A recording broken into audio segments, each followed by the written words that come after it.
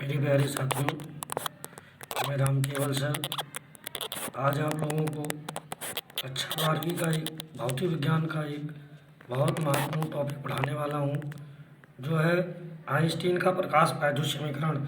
हर वर्ष परीक्षा में ये 5 नंबर का क्वेश्चन पूछा जाता है। तो आइंस्टीन का प्रकाश वैद्युत समीकरण पढ़ने से पहले हमें कुछ और चीज़ों के बारे में जानना होगा, जैसे प्रकाश वैद्युत प्रभाव क्या है। इसमें ये होता है बेटा कि जब प्रकाश की किरणें किसी प्रकाश संवेदी धातु पर पड़ती हैं तो वो धातु से इलेक्ट्रॉन उत्सर्जित होते हैं, तथा अगर इसे बाह्य परिपथ से जोड़ दिया जाता है इन धातुओं को, तो फिर उसमें धारा प्रवाहित होती है।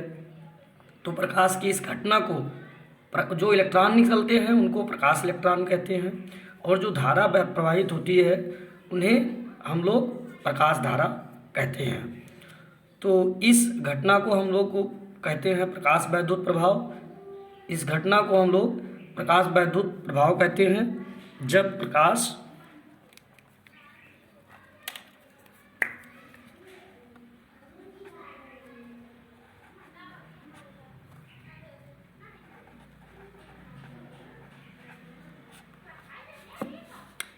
प्रकाश संवेदी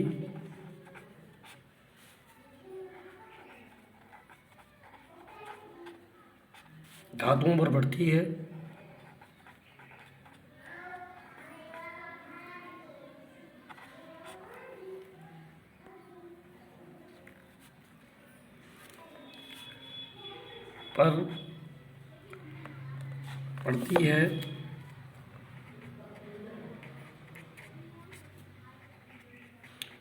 तो प्रकाश संवेदी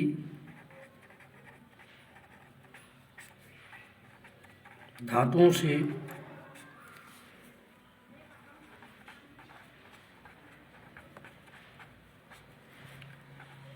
इलेक्ट्रॉनों का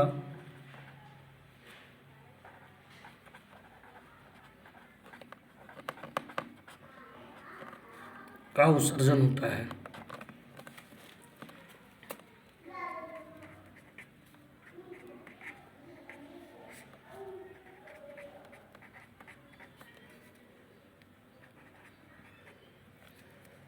और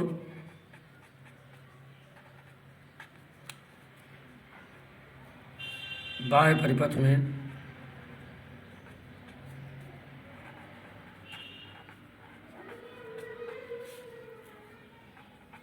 धारा प्राप्त होती है।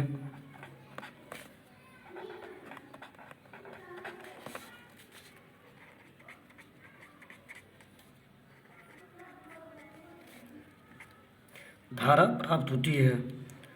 प्रकाश के इस प्रभाव को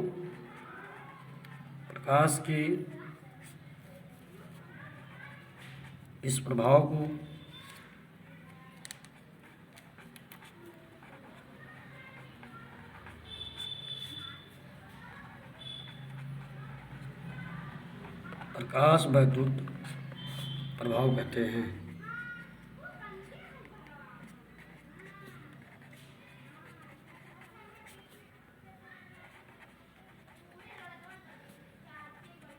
और प्रकाश के पड़ने से धातुओं से जो इलेक्ट्रॉन निकलती है उसे हम लोग प्रकाश इलेक्ट्रॉन कहते हैं, ठीक। और जो परिपथ में धारा प्रवाहित होती है उसे प्रकाश धारा कहा जाता है। उसे क्या कहा जाता है? प्रकाश धारा कहा जाता है। जैसे मान लो आपके पास एक प्रकाश संवेदी धातु की प्लेट है और इसे एक बैटरी से कनेक्टेड करा दिया गया है। यूं यहाँ मान लो आपकी प्लस है और ये टर्मिनल हमारी माइनस है, और ये प्रकाश संवेदी धातु है। इस पर अगर प्रकाश की किरणें ऐसे आकर के पड़ती हैं तो उन प्रकाश की किरणों में फोटानों के रूप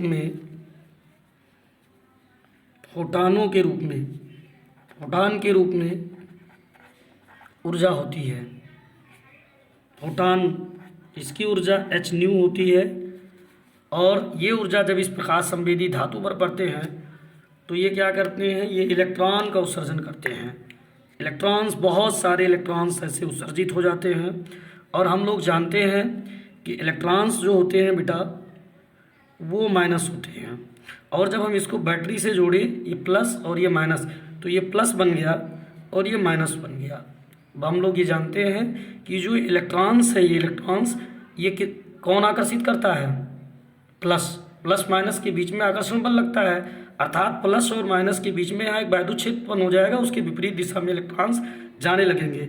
और इलेक्ट्रॉन्स, बहुत सारे इलेक्ट्रॉन्स, ये धीरे धीरे इलेक्ट्रॉन्स, धीरे धीरे ये सारे इलेक्ट्रॉन्स इस प्लेट से इस बाह्य परिपथ में प्रवाहित होने लगते हैं, और इस प्रकार के घटना को हम लोग प्रकाश वैद्युत घटना कहते हैं। अब प्रकाश संवेदी धातुएं क्या होती हैं? ऐसी धातुएं होती हैं, सारे धातुओं में इलेक्ट्रॉन प्रकाश पड़ने से नहीं निकलता है बेटा, वरना जैसे टीन, लोहा, इस सबसे भी वैद्युत धारा प्रवाहित होने लगती प्रकाश पड़ने से। तो जो प्रकाश संवेदी धातुएं होती हैं उन्हीं से केवल धारा प्राप्त होता है, धारा प्राप्त होता है। अब एक वर्ड आया, कुछ शब्द और संबंधित हैं। एक है कार्यफलन। कार्यफलन क्या होता है इसके बारे में समझते हैं बेटा। कार्यफलन को फाई नॉट या डब्लू से भी दर्शाया जाता है। एनसीईआरटी में फाई नॉट है बेटा, डब्लू। ये क्या होता है कार्यफलन? कार्यफलन में बेटा जब इलेक्ट्रॉन प्रकाश पड़ती है प्रकाश संवेदी धातुओं पर, तो इलेक्ट्रॉन को बाहर निकलने के लिए जितने न्यूनतम ऊर्जा की ज़रूरत होती है, उस न्यूनतम ऊर्जा को हम लोग क्या कहते हैं? कार्यफलन कहते हैं। वह न्यूनतम ऊर्जा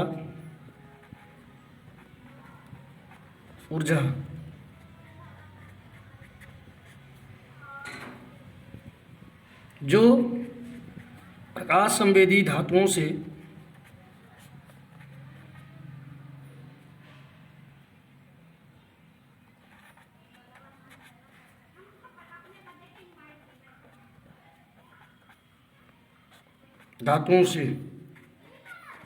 इलेक्ट्रॉन का उत्सर्जन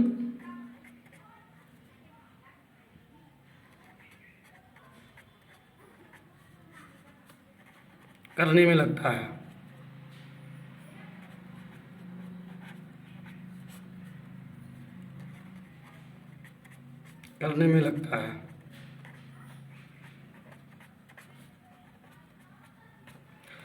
अब बेटा एक वर्ड आता है देहली आवृत्ति।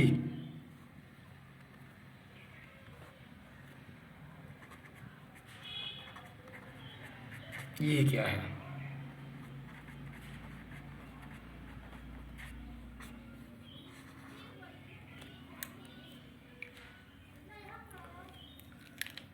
देहली आवृत्ति बेटा वह न्यूनतम प्रकाश की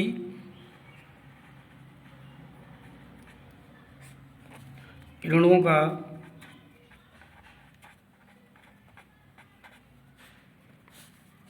वह न्यूनतम आवृत्ति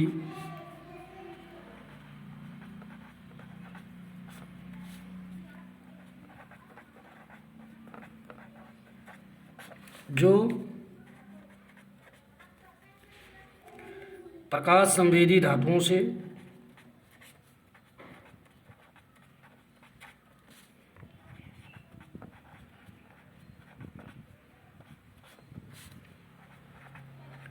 इलेक्ट्रॉन का उत्सर्जन कर सके।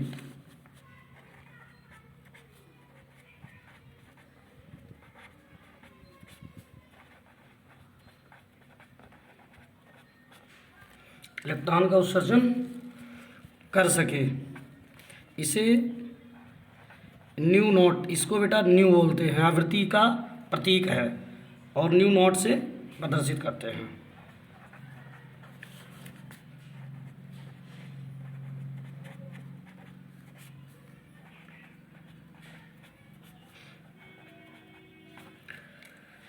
अब देखते हैं आगे बेटा क्या होता है कि जब ये प्रकाश संवेदी धातुओं पर जब प्रकाश की किरणें पड़ती हैं तो इलेक्ट्रॉन का उत्सर्जन होने में दो प्रकार की ऊर्जा व्यय होती है। जैसे एक तो कार्यफलन के रूप में होती है, और दूसरी एनर्जी क्या होती है कि अब अगर इलेक्ट्रॉन बाहर जब निकल आता है तो बची हुई जो फोटान की ऊर्जा होती है, प्रकाश किरणों पर फोटानों के रूप में एनर्जी होती है, वो बची हुई एनर्जी इलेक्ट्रॉन को गति प्रदान करता है। मतलब जो हमारी hv है, जैसे मान लो बेटा ये हमारी एक प्रकाश संवेदी धातु है और इस पर जो है प्रकाश किरणें पड़ी। जब प्रकाश किरणें इस पर पड़ेंगी तो हम लोग जानते हैं उसमें फोटान के रूप में ऊर्जा होता है h न्यू। h जो है एक क्वांटम प्लांक नियतांक है बेटा, क्वांटम प्लांक नियतांक है। और जब ये इस प्रकाश संवेदी धातुओं पर पड़ती हैं तो इसके अंदर जो मुक्त इलेक्ट्रॉन्स होते हैं, मुक्त इलेक्ट्रॉन्स, वो इलेक्ट्रॉन्स सतह पर इकट्ठा हो जाते हैं, उन्हें ऊर्जा मिल जाती है, जिस ऊर्जा को हम लोग कार्यफलन बोलते हैं। और अगर हमारी जो आवृत्ति है प्रकाश की वो देहली आवृत्ति से अधिक है तो इन इलेक्ट्रॉनों को गतिज ऊर्जा मिल जाएगा और ये इलेक्ट्रॉन्स आगे निकल जाएंगे। ये कब पॉसिबल है? जब hb हमारी जो है कार्यफलन से अधिक हो। मतलब ये है कि जो hb है बेटा वो दो पार्टों में यहाँ बट रहा है। एक तो बट रहा है कार्यफलन में जो इन इलेक्ट्रॉनों को बाहर निकालने में व्यय होता है ऊर्जा, और एक अगर ये hb है, अगर इस कंडीशन में hb है, hb मतलब अधिक है W से, तो जो ऊर्जा बचेगी वो इलेक्ट्रॉनों को धातु के बाहर गतिज ऊर्जा प्रदान करने में व्यय हो जाएगी। मतलब हम यूँ लिख सकते हैं बेटा कि जो हमारी H है वो दो भागों में बट जाएगी। जैसे बेटा पहले HV इक्वल टू दो भाग में बटेगी, एक W में बटेगा बेटा और एक गतिज ऊर्जा मिल जाएगी इन इलेक्ट्रॉनों को, दो भागों में बट जाएगा। अब कार्यफलन क्या होती है? एक न्यूनतम ऊर्जा होती है जो बाहर निकालती है इलेक्ट्रॉनों को। तो W बराबर हम लोग लिख सकते हैं बेटा h न्यू नॉट। और यदि इलेक्ट्रॉनों का द्रव्यमान जो है वो m है, इलेक्ट्रॉनों का द्रव्यमान क्या है? m है, तो K बराबर